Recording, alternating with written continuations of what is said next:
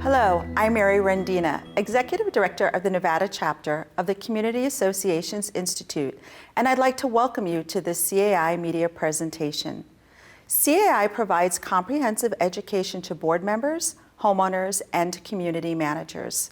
This presentation series, developed by CAI's Nevada chapter, brings educational information to board members all around our state, and it has been developed and presented by experienced board members, all of whom have completed CAI's award-winning decal education series.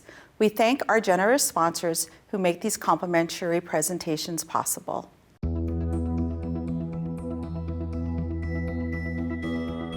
We at the Nevada Real Estate Division applaud you for volunteering to serve as a board member on your homeowners association.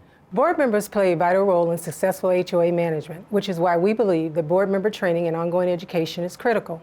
We're proud to support the effort of CAI's Nevada chapter to provide this innovative digital media training.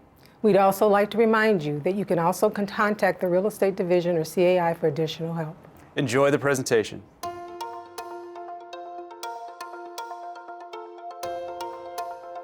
Hello, I'm Glenn Proctor, decal member, and I'll be your host and moderator for this video presentation.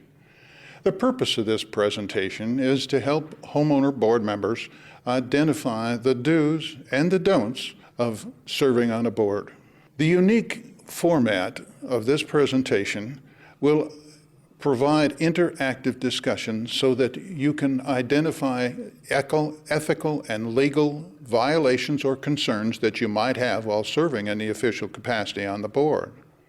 Now, the first vignette we're going to see takes place at a public HOA meeting.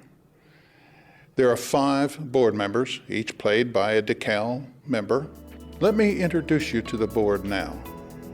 There's the president. He's been here 6 years. He dominates all of the board decisions. Then we have the vice president, who's the president's best friend and agrees with whatever he says, and really doesn't seem to be too concerned about board business. Then we have the treasurer, the next door neighbor and friend to the president, rather arrogant and controlling. Then we have the newly elected board member, the newbie. Basically a very nice guy, but clueless. Then we have our 5th board member, the rebel, antagonistic, wants to pick fights with the president all the time. And we have an audience homeowner who loves to ask questions during the meeting.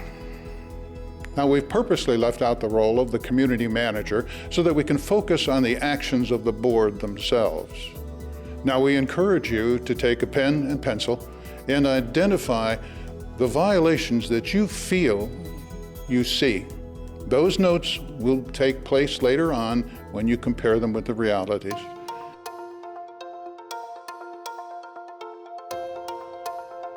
I'd like to call this meeting to order. We have obviously 1 member absent. I've already read the minutes from last meeting. They look fine to me. Let's move on. The treasurer report is in good order, and for your information, I moved $50,000 into the reserves last month because we had too much money. I also had to cash in the 2 CDs that came to term, so we moved that money as well. Excuse me, I have a question about that. Can you tell me just how much money we have in the bank, please? I just told you, all you need to know is that everything is fine. I can't believe you started this meeting again without me. The board packet was supposed to be in my mailbox. It wasn't. How do you expect me to be prepared for a meeting? You guys are ridiculous. In the future, if you're going to be late to these meetings, you need to let me know in advance. Well, I'm trying to read the packet now. You know, I'm looking at this, and what difference does it make? You guys had a meeting last night. You didn't invite us. You made all of the decisions. I'm sitting here trying to read this now and be prepared, and I'm just not. How can you have a meeting without inviting us? Well, wait a minute. Did I miss a meeting? I didn't remember any meeting. Did I miss a meeting? There was no meeting last night. We just got together socially. Did I hear that you moved money from one operating account to reserves without even getting a vote of the board? You're not supposed to do that. Who cares what you think? Ugh. You can't even read the financial report. I've been an accountant for 30 years, and you're going to question my integrity about the Yeah. financial report? Yeah, I am. Excuse me, I have a question. How much money do we have in reserves? Young lady, if you ever attended a board meeting before, you'd know that you're not supposed to interrupt a meeting while we're conducting business. You just committed an illegal act. I could have you removed from this room. I'll let you ask a question after all of our business is taken care of. At this time, I'll take a motion to approve the new roof for the community center for $65,000 awarded to Mr. Fix-It. I second that motion. I just want to state for the record, I had work done at my house by Mr. Fix-It, and it was fantastic. If there's no more leaks, I highly recommend him. Well, wait a minute. I think that we should get a proposal from more than just one vendor. I really do. We don't need another proposal. We have a personal recommendation from a board member. Isn't he your cousin or uncle or some relative of yours? I mean, this is just crazy. You know, hey, that has nothing to do with the quality of his work. Nothing at all. See, I told you, they don't even include us. The three of them make all the decisions. I don't even know why we're here. I have a question. Wouldn't it be a good idea to get more quotes? Excuse me, this is the Maybe last a time cheaper I'm going price? to warn you. We are officials elected by the people of this community, and you have no say whatsoever in our decisions. So, all in favor, say aye. Aye. Opposed? I guess so. Didn't we talk last night about changing our landscaper? I just don't see it on the agenda. You know what? We can do that in executive session. Let's not waste any more time here. Well, I certainly don't remember any discussion on that. I mean, is there a problem or something? That was in the addendum. I think I just forgot to give you a copy. Well, I didn't get a copy of it. I don't see an addendum. Well, that's because the manager forgot to include it in the packet. So since there's no other business, I suggest we adjourn. Question again. I thought I was going to get a chance to talk here. Fine, if you really feel you got to put your 2 cents in after we made all the decisions, you just go right ahead. I just think the board should allow homeowners to have more impact before you make decisions and spend our money. What a novel idea that would be. Hey, we spend hours and hours researching our decisions. We really do. And it's all on behalf of you homeowners. So I don't see anywhere where uninformed input is going to help the situation at all. Won't make any difference. If you're so interested, why don't you run for the board? You know what? It's time to go. We've already adjourned to executive session. Don't we need like a motion and a second or something like that? Isn't that like protocol? I'll make the motion. We are adjourned. Wow, very interesting segment, wasn't it? Were you able to take notes on your various violations that you noticed? Those notes will be used in the next segment.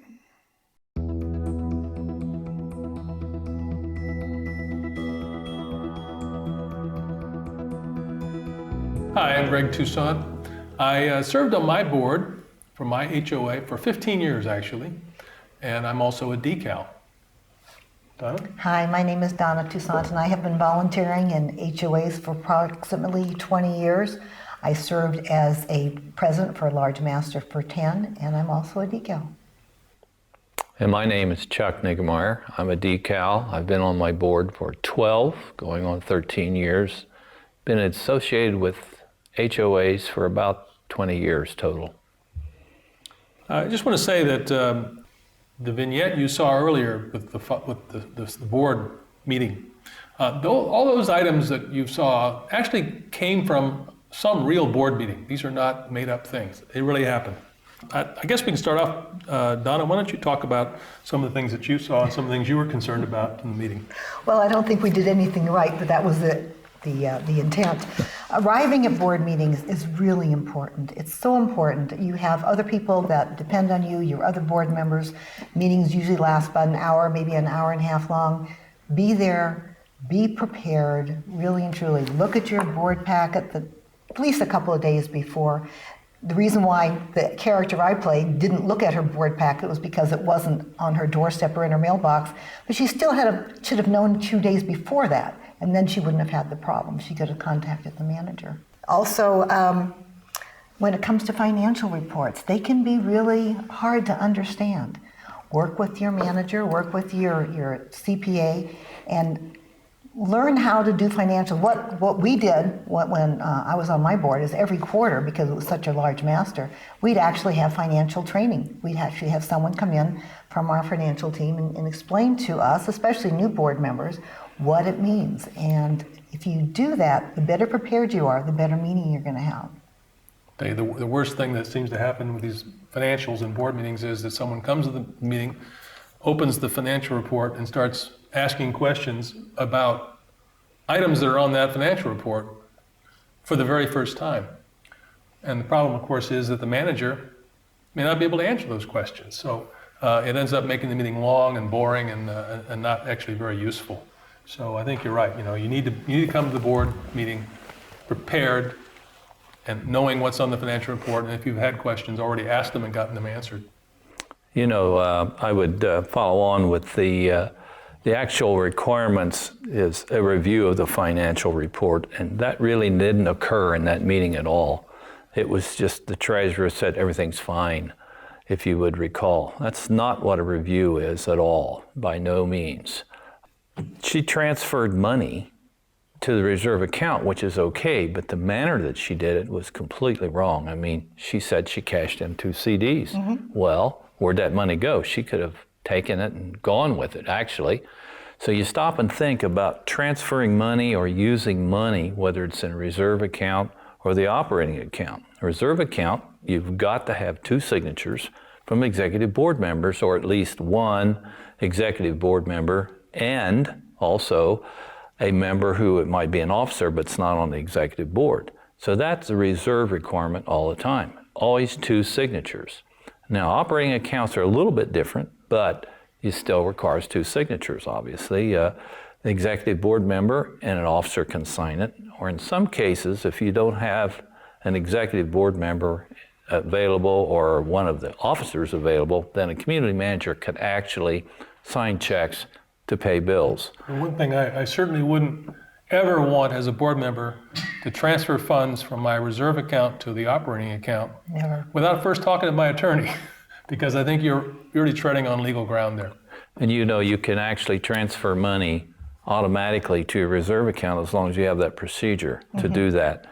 I thought it was interesting. They had a lot of excess money. Well, who decided to put it in the reserve account? If you have excess money, you actually could do an assessment holiday, Who decides if it's excess or not? So anyway, it was an interesting discussion. You notice there was just cut off by the treasurer, who obviously run everything with an iron fist. I felt sorry for you. Yes, I know, that's okay. But I think the most important thing is really and truly rely on your experts. They're there for a reason. You as a homeowner, as a board member, you're not an expert in everything. You can't be. And even if you were a CPA, you couldn't be the CPA for the association. That wouldn't be right. If you're an attorney, you can't be the attorney for the association. Correct. So rely on your experts. They're your bread and butter. They're the people that are going to save your, what.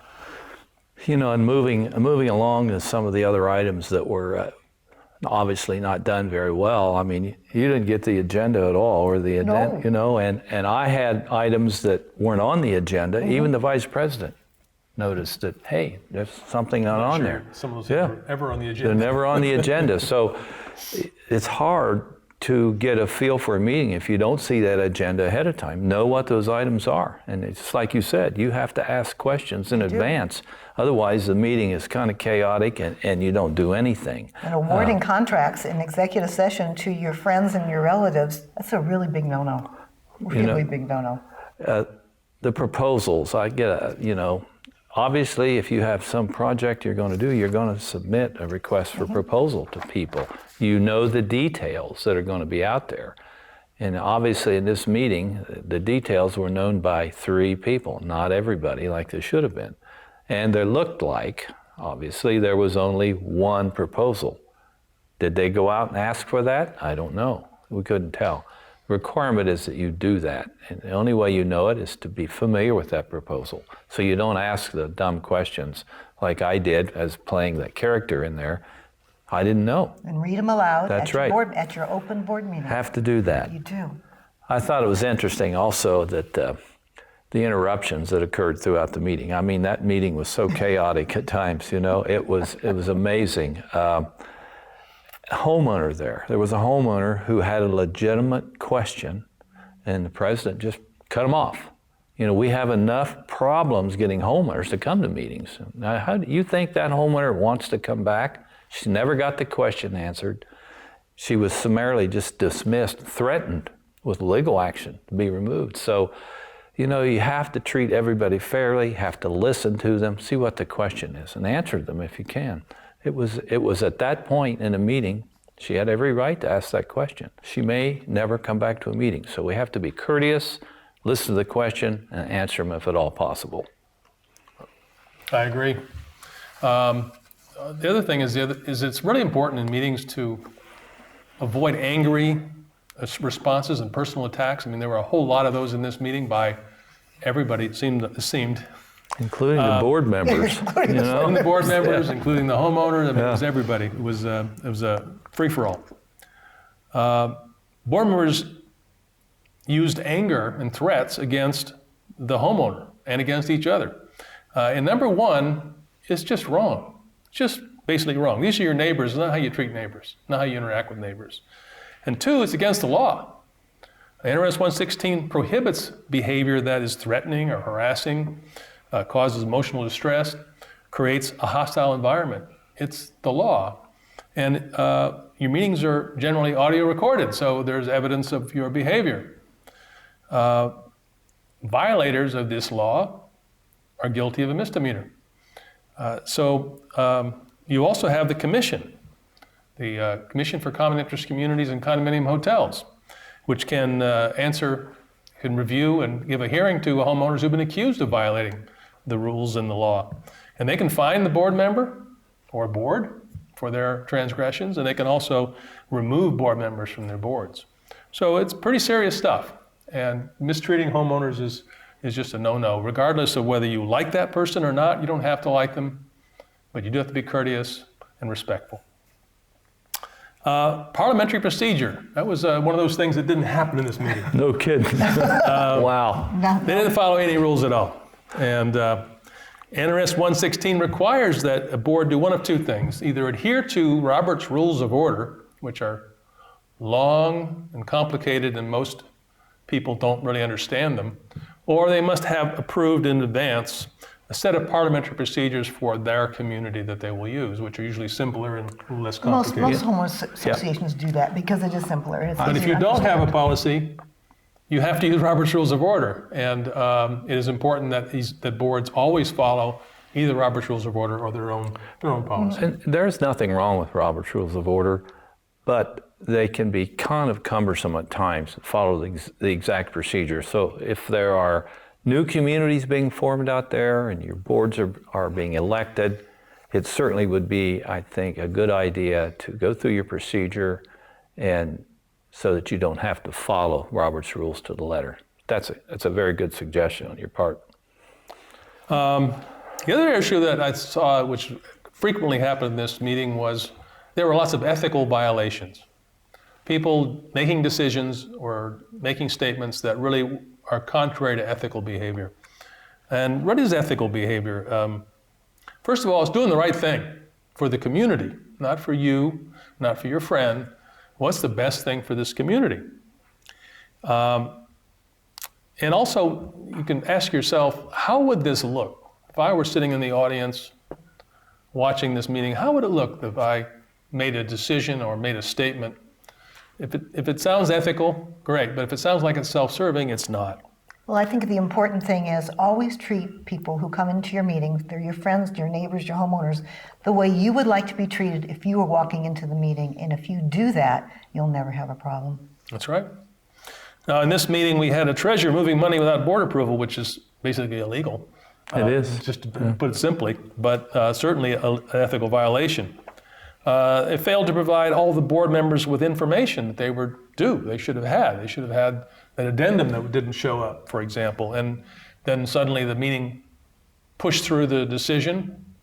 That's not right. You have to have the information so that board members can make an informed decision. Same thing with a homeowner. He never got his financial information, which you had mentioned. Yep. You don't have to have it at that meeting necessarily. It may not, maybe the information he's asking for is not readily available, but you have a responsibility to get that information to that homeowner in a timely fashion. The treasurer just said, I've reviewed it and done this, and there was no discussion at all, none. We couldn't even find out how much money we had in the bank, which is a very easy question, and it was there. And then he discussed the landscape contract at some kind of private meeting. We didn't really explain what it was, but obviously it wasn't a noticed board meeting, and that's the only time you're supposed to be discussing these matters between board members. So that decision obviously had already been made prior to the meeting. That's a no-no. And they didn't seek bids for anything. Now, whether or not bids are required in this situation, I guess would depend upon the law and their CC&Rs and their situation. But generally speaking, bids are strongly encouraged and in many cases required. Well, there were so many things wrong with this meeting, there's not really time to list them all. And you probably found lots of things we haven't mentioned yet. So we hope you enjoyed this, and we thank you for listening.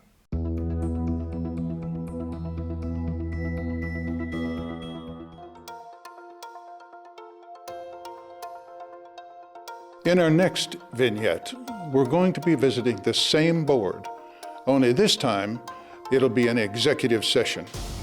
NRS 116 clearly spells out the topics that may be discussed during an executive session and the do's and don'ts for the board members.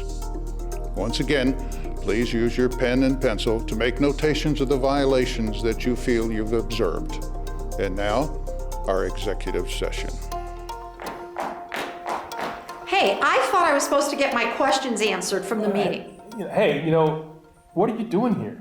This is an executive session. You're not allowed to be here at all. You have to leave right now. Are you kidding me? This is ridiculous.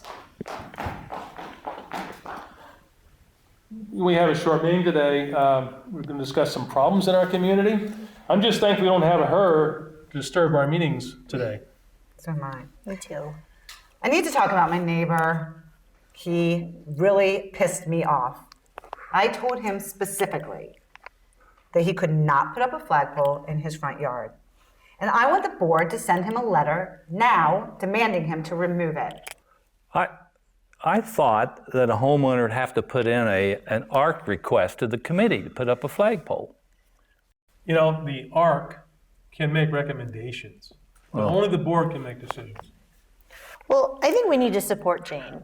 If this is an issue, my husband dealt with her neighbor when he was on the board. Excuse me, as a former veteran, I believe that it's everybody's God-given right to fly the flag, especially if it's going to piss Jane off. Okay, Jane, if you write the letter, I will sign it. Please keep in mind, too, that I did warn him in the first place. Well, the next item is to change our landscape vendor by awarding the contract to the No Weeds Company. Whose brother-in-law is this? Well, the current proposal is much cheaper than the contract that we have currently, and he does work for some of us. Oh yeah, I know about that. My neighbor uses him, but he complains that he doesn't always show up when he's scheduled to do the work. You know what, though? We save $5,000 a year, so I move that we accept his contract. Second. Excuse me, I have a question. I'd like to know why our maintenance guy's truck is parked in front of your house at the same time, on the same day, every week. Why? I have a heart condition, and he helps me with some simple chores around my house and yard. Anyway, he's salaried and he has no fixed hours. I'd like to talk about something new. I hear my neighbors constantly talking about Jim Jones down the street. They say he hasn't paid his assessments in 6 months. Well, as a board member, it's your responsibility to contact him. If you're unable to do that, I'm speaking. Hello? What? Okay, look, we're in executive session, We're talking about violations. Hey, You need to hang up. I'll tell you all about them when I get home, okay? Really? Bye. Isn't this supposed to be not talked about outside of this boardroom? We're elected officials of the community. So confidentiality doesn't apply to us, and no one should get away with paying their assessments. I have another issue. The greeter at the front desk was rude to me when I asked her to clean up the cup of coffee that I accidentally spilled. I think she should be docked 1 hour's pay for being insubordinate. You really think cleaning up the floor is in her job description, do you now? You know, that's really a stretch when you just said you spilled the coffee. Why don't you clean it up? Cleaning should be in her job description. If she's uppity about it, we can teach her a lesson by deducting it from her pay. All right, well, I'll just tell the community manager to warn her about this, and then in the future, we'll deduct pay if she's disrespectful to any board members. And any other business? I do have a question. You know, when are we going to go out for bids on contracts? The law states that we are required to get 3 bids on very large projects, and only when we don't already know the vendor. But it's easy to award a contract to a vendor that we already know. And it's also easy to award a contract when we know we're saving the homeowners money. For sure. And it's easy to award a contract when he's your relative. I'm sorry I ask. Really? I thought you were naive, but you're pretty damn stupid. Well, you bag of bones, you know you're dead and you don't even know it. You know it. You don't even know that. That's all there is to it. I don't care. This is ridiculous. Could you take notes fast enough? Now let's go to our decal panel for their discussion of the violations they committed.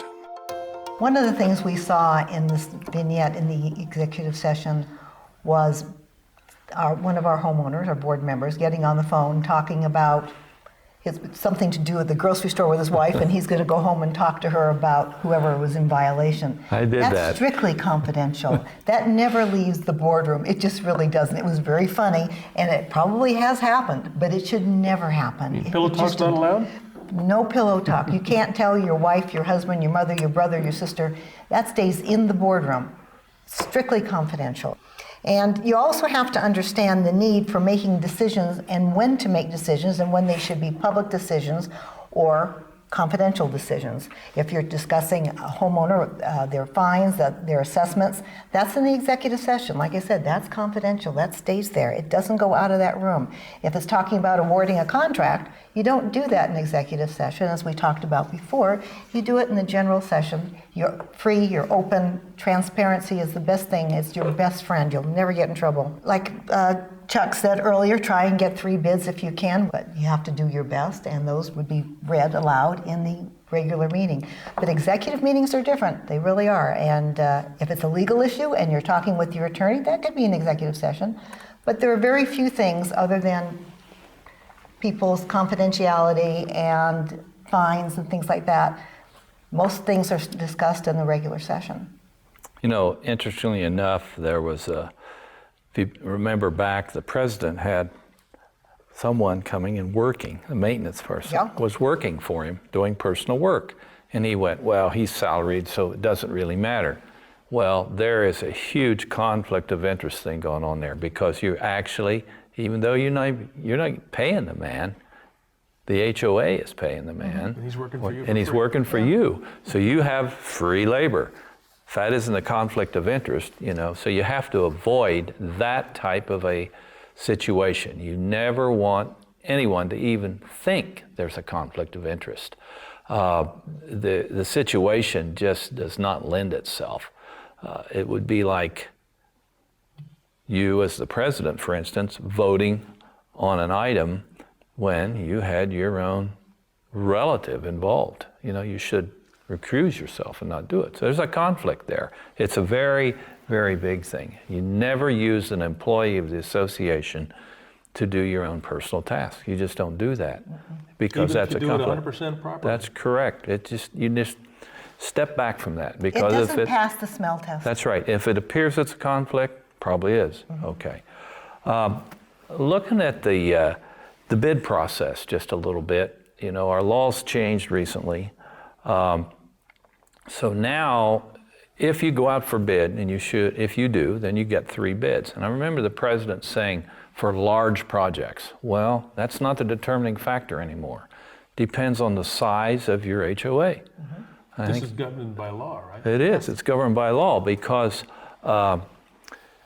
If your community is, I think the threshold is 1,000 units, I remember, so they cut it off. If you're less than 1,000 units and you go out for bid, then any bid that is more than 3% of your budget, that's a requirement for bids. If you're in a larger association where there's like over 1,000 units, well then it's 1% of your budget. And the other interesting thing, I mean, bids for work of any kind, maintenance work, common area work, any kind of repair work, that's always been included. Now, professional services are also included, lawyer, accountant, for that nature. So it's a little tougher. You've got to be really, really careful now when you go out for the bid process. And Donna's right.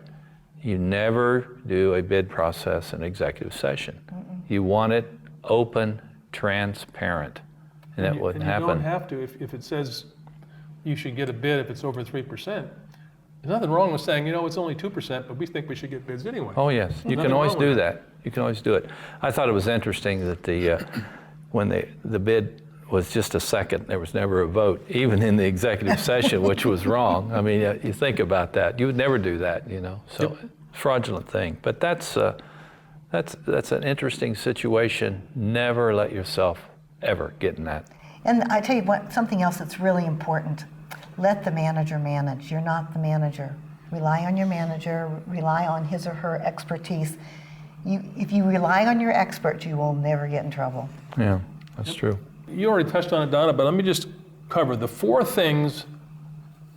only four things you can do in executive session. There are only four. If it's anything else, you can't do it in executive session. And I think a lot of board members get confused on that. First one is consult with an attorney regarding a proposed or pending litigation. So you can't discuss the attorney's contract, your contract with the attorney in executive session, but you can discuss other contracts, other matters like your lawsuit with one of your homeowners or something like that. You can discuss that in executive session, and you should, to protect your attorney-client privilege. If you're discussing the character, conduct, or competence of your manager, should be done in executive session and treated as a confidential matter. Discussing violations of the governing documents.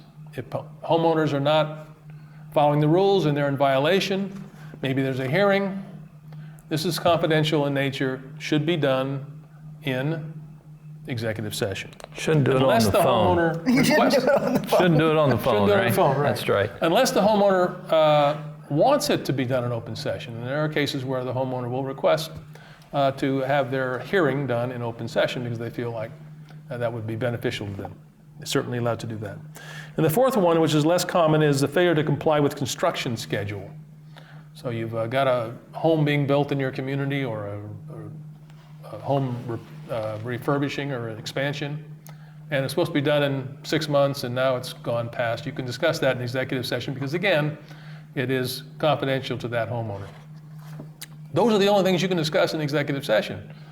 No bids, none of those kind of things can be done in executive session that you saw being done in executive session pretty much. So the next question is, what defines the limits of the board member's authority? A lot of just things were done in the meeting where they didn't really have the authority to do those things. But what are those things? They're generally defined either by law, which of course takes precedence over everything, but generally they are what's in the CC&Rs or your governing documents in general. If you're unsure that you have the authority to do something, never do it until you've spoken with the proper professional, which might be your CPA, it might be your attorney, but whoever the proper professional is, spend the money, find out, get an opinion from them. If something goes wrong, you're not on the hook. We had in this meeting board members approving landscape contracts in executive session. Yeah, I know. As you mentioned, yes. You can't do that. There were no bids anyway, and it was never voted on. So the whole thing was a complete mess. The board had no right to do that. Actually, it was illegal to even do it, period. Exactly. It was not a legal award of a contract.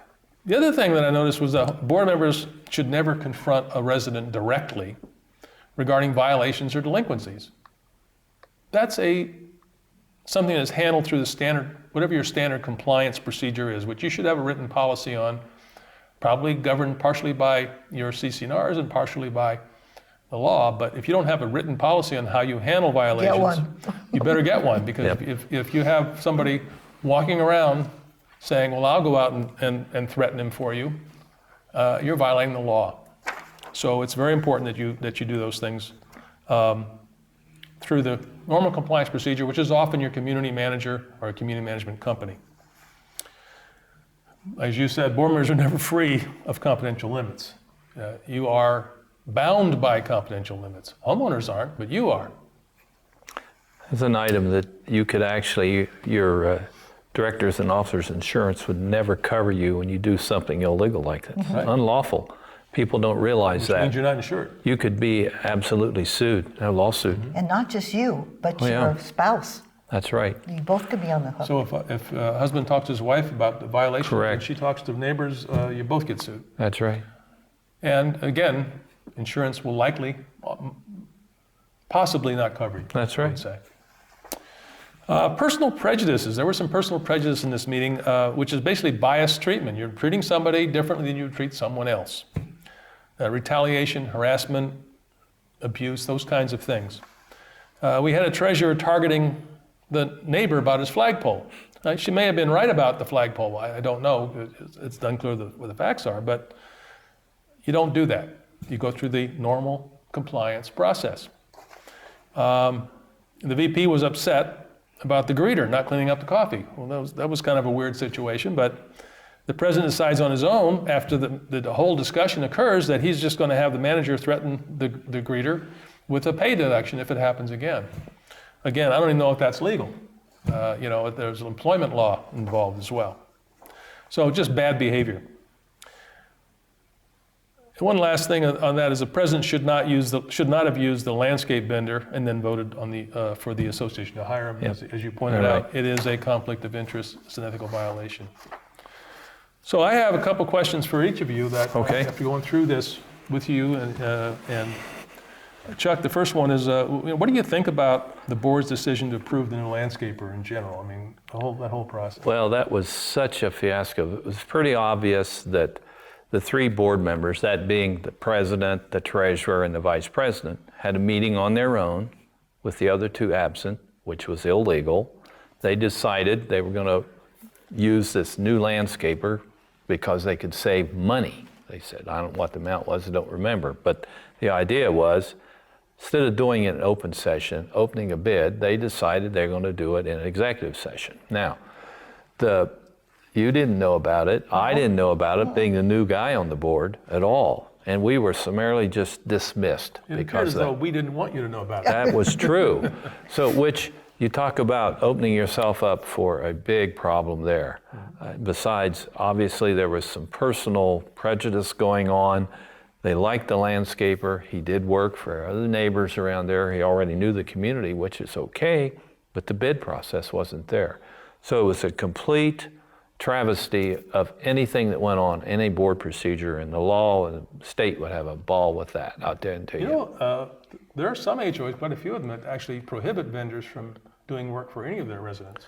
We actually, this is funny, our landscape vendor does not allow any of his people to work in our community for any of the private citizens that own. So, that's a good policy. I think it's a great policy. Yeah. What's your opinion on the decision to send a letter disallowing the flagpole? Well, first of all, I can tell you in my community, we have a flag policy. We follow the U.S. recommendations on how to fly the flag. And I think it's a really bad idea, my own personal opinion. If someone wants to fly a flag on Veterans Day, Memorial Day, or just do it properly. Or year-round. Or year-round. We fly our flag and we're proud of our flag.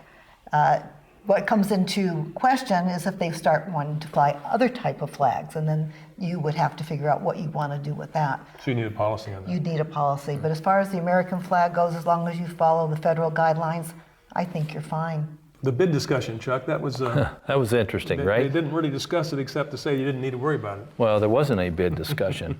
And near as we could tell, there was one bid. They didn't open it. They didn't discuss any of the terms. They just said they were going to award the bid to Mr. Fix-It, if I remember exactly. The law requires you got to read that in open session.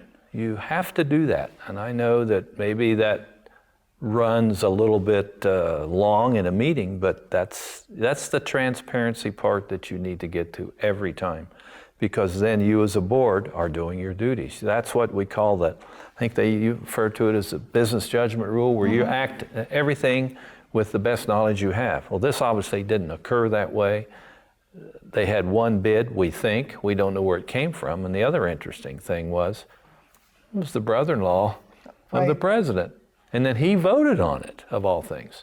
He can't do that. What should he have done? He should have recused himself, period. Just stayed out of it. That's right. And make that disclosure. Disclose it. That's right. Abstain. What didn't happen. So that's how not to award a bid. Don't do it. There was a whole lot here of what you shouldn't do, right? That was so flagrant.